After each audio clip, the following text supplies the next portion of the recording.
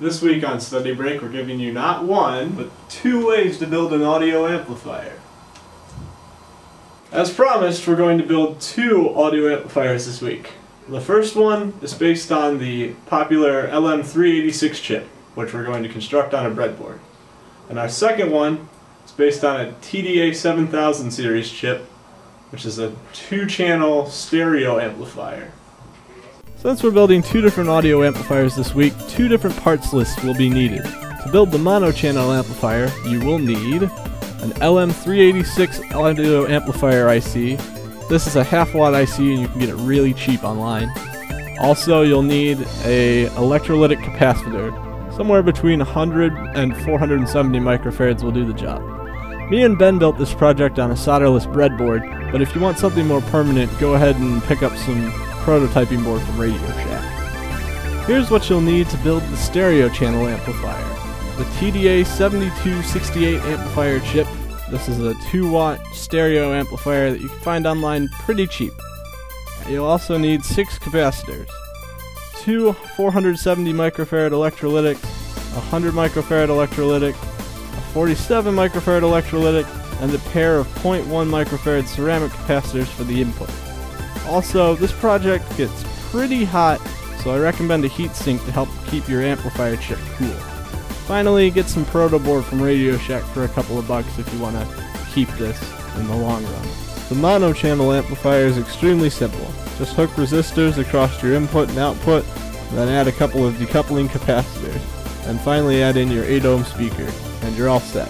Don't forget to bias your LM386 chip with a positive voltage. The stereo channel amplifier is slightly more complicated. Remember to add capacitors across your inputs and outputs, and then hook up your speakers, and you should be all set. Again, don't forget to bias the TDA 7268 with a positive and negative voltage. To power the op-amp chips, we're going to use the bipolar power supply we built last week. The mono-channel amplifier was extremely simple to build. As long as you can plug parts into a breadboard, you've pretty much got this project covered. Just make sure that you hook everything to the correct pins on the LM386 or you're going to have a blown IC. When soldering electrolytic caps, there's a positive end and a negative end. Make sure you put them in the right way, because you wouldn't want to bust a cap. No.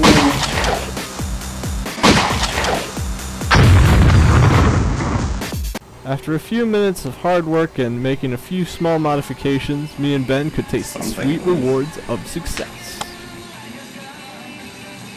How loud does it go? About that loud. We later discovered that the LM386 was not quite as loud as we'd hoped because the speaker got damaged during our testing.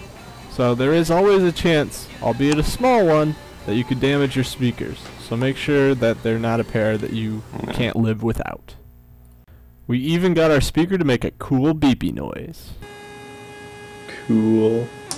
Stereo channel amplifier is slightly more complicated, but as long as you can follow the second schematic we showed you, it should go just fine. The toughest part is going to be laying out parts on your project board so that it all fits together in a nice compact way.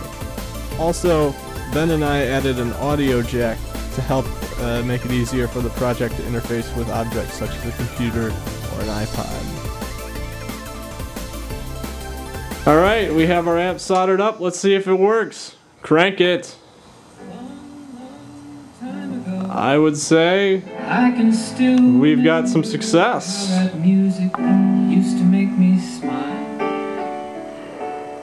Building audio amplifiers was a lot of fun.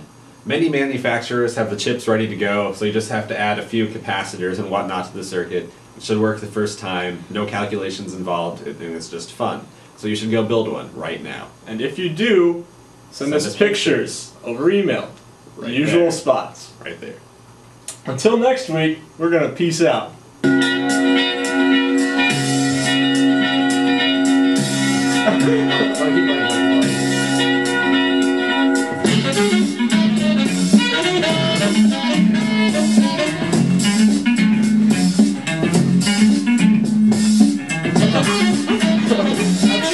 It's like, dance party!